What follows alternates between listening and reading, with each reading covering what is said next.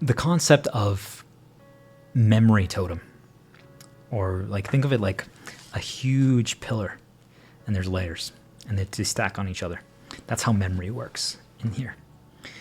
So technically, none of our memories get completely erased. There's a possibility that through enough trauma and damage and just stuff like that, that they can pretty much be erased. But most of them just get like scrubbed really hard. Like they have like one of those erasers that you can use like on a digital website. But there's still like maybe like a speck, a dot left, right? But it's still there. So sometimes it's helpful for people. One of the healing processes that we'll talk about more in another day is memory sessions, right? Like starting to remember things about like your family, your friends, who you were when you were young. You all of a sudden are like, wait, why did I stop doing all those things? Like I used to love watching my German soccer team, Bayern. I used to love playing video games. I'm like, what? And you're like, oh, wow.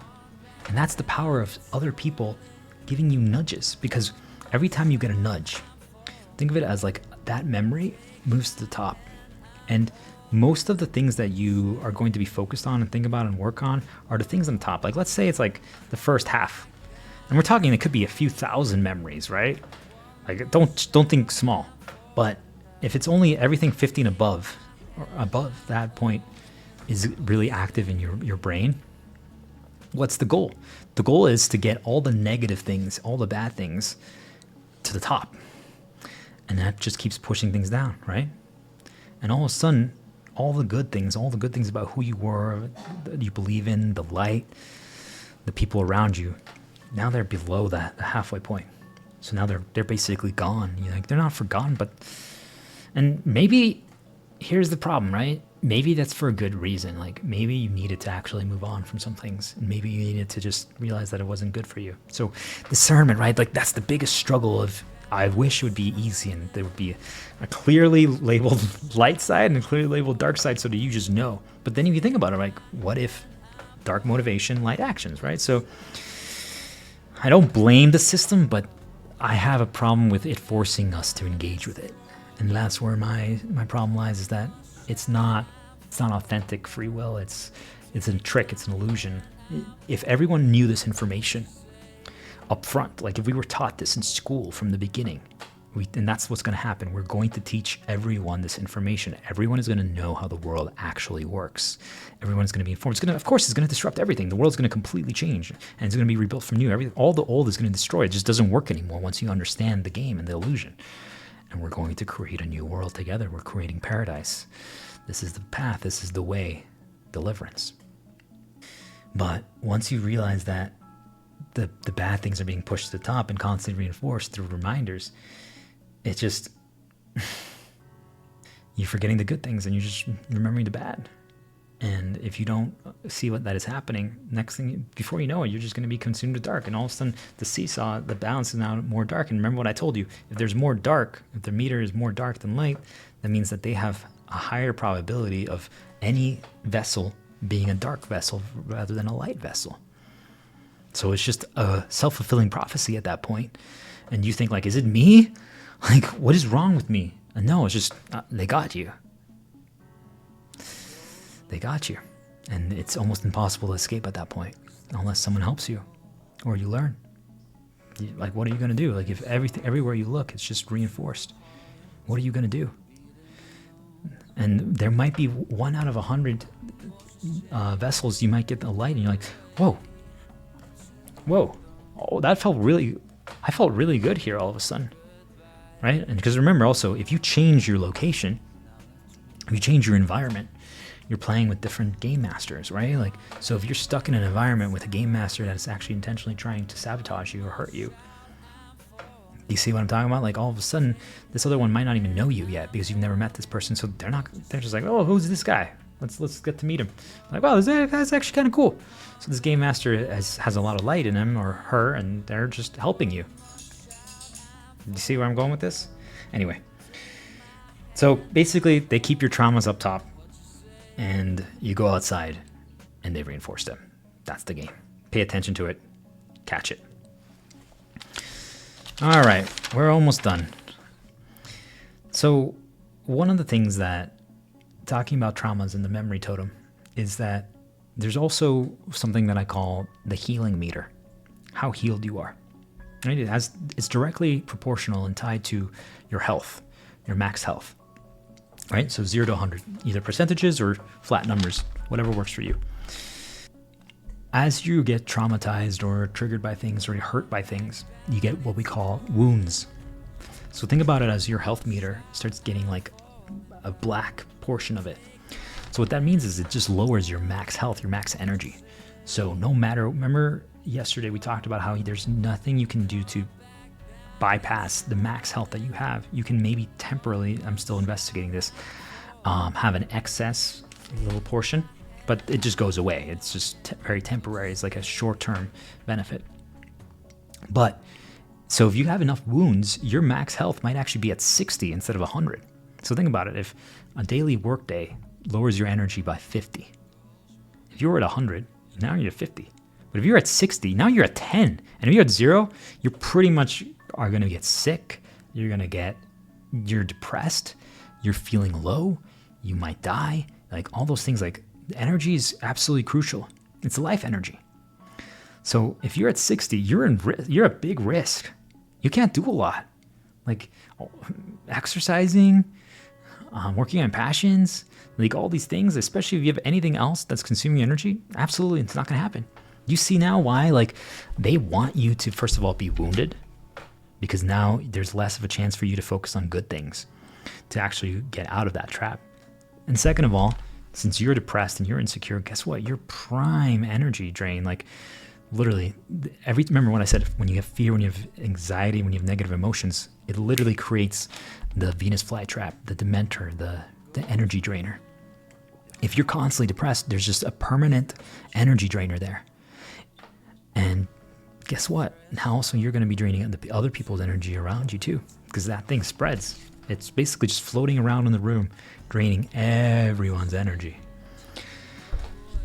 So even if and guess what it wants? It wants to find the other people that are thriving there. So you might literally be the reason that other people around you are getting drained, that are shining stars, and you had no intention of doing that. And you think it's that you're a burden on them, but it's not. It's that because of you, the negative emotions that they forced you to feel, you created this. And now that you created this, it's taking advantage of the situation. It's like, ha ha ha, we couldn't break through her barrier or his shield, but because of you, we are here, and now we get to feed off of him or her, even though we should have never had a chance to break through. That's the problem about sharing your reality or sharing a room or being in the same event as someone else. Like, that's the benefit of isolation. That's the benefit of isolation. And sometimes it's a worthy sacrifice, right? Like, I'm going to put myself willingly in a dangerous environment so that I can help the other people around me. And because I know that I've learned the tactics, and we're going to get into them in the next recording, on how to actually fight back against insecurity, or when you do spawn the Venus flytrap or the Dementor or the dark entities that drain you, how you can push them back and get them, basically conquer them, smite them and make them vanish. There's a way. It's repeatable, 100%. But do you see the power of wounding you? So that's why they try to trigger or cause certain events in your life. Big event. You're like, what? Like, everyone can think about it. Like, you might not be traumatized. You probably are. But if you think about it, like, there's a big talk about childhood traumas and things of that nature. Why do you think they happen in childhood? Because that's when you're forming. So once they're forming, now they can be reinforced. If they just happen now, like, even if they're reinforcing them, they're not going to be as powerful. But if it happens when you're young, now they have 20, 30 years to reinforce them. Man, it's like, just think, like, to just keep drilling. Drilling for 30 years somewhere versus only drilling for 1 month, which is going to have a much deeper hole. Got it? So think about, like, that drill. That drill is what I call a trauma meter. So, and the nail, the drill just keeps extending, by the way. Just imagine it's a magical drill. So if they've been drilling for 30 years and that you didn't heal that trauma meter is humongous. It's so deep. Now, what is possible is that you can start healing, right? You can start working, especially if you like work with someone like myself or other people that can start reframing things or what I call creating miracles, which is rewiring faulty programming. And you start healing these traumas, right?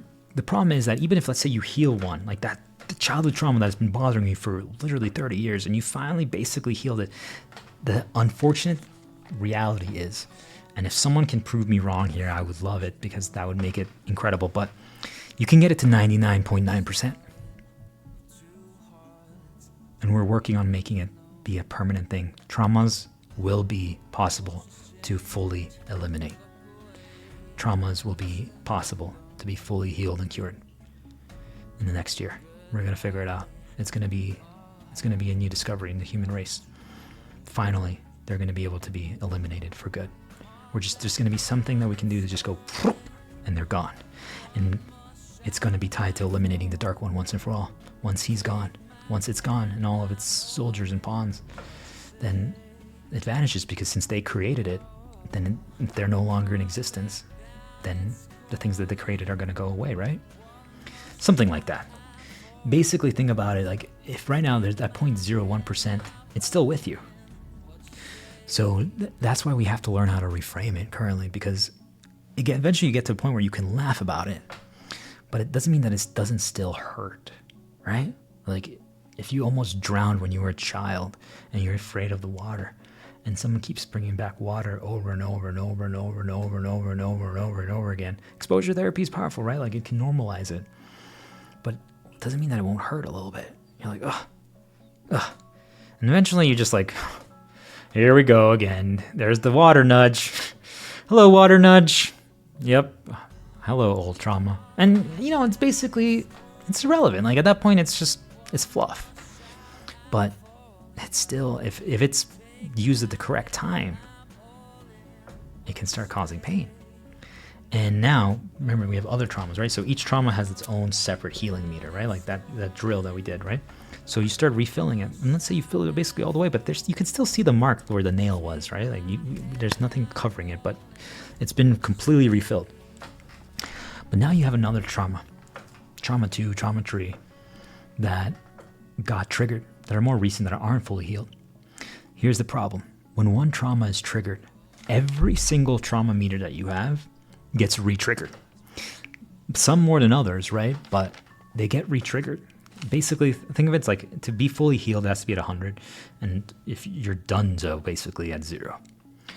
If you get your third trauma triggered, every single one of them goes down the meter by 20, negative 20. Boop. So even the one that was 100 now is at 80. That means you still are extremely resistant to it, but you're actually now much more open. So now, before you could laugh about it, you're like, huh.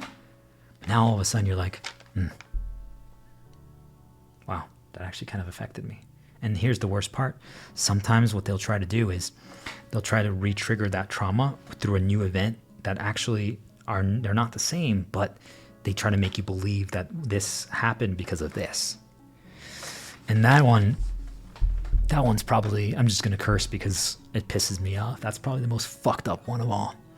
Because when they realize that you basically healed it, they can reignite it. Like, think of it like lighting a new match by trying to make you believe that this one happened because of this. You're wrong. This trauma that you healed, you caused this. And it's not true. It's not. It's something completely separate, but it's just sad to think about, right? Like, everyone has that. They know, like, if you dig deep into your past, and you don't need to share it with anyone, but just think about it and you're like, oh man, that's how they did it. And once you realize it, you're like, gosh, they're so manipulative. But if you think about it, if you know the power of what one triggering and trauma can do, now you just basically reignited this one, which now means now they're open to these triggers again. And now every trauma that's not fully healed is open to new triggers. So now you have 3 options versus only before you had 1. And remember, each time they get triggered, new wounds are created. That leads me to the discussion of shields and the importance of protecting your health, right?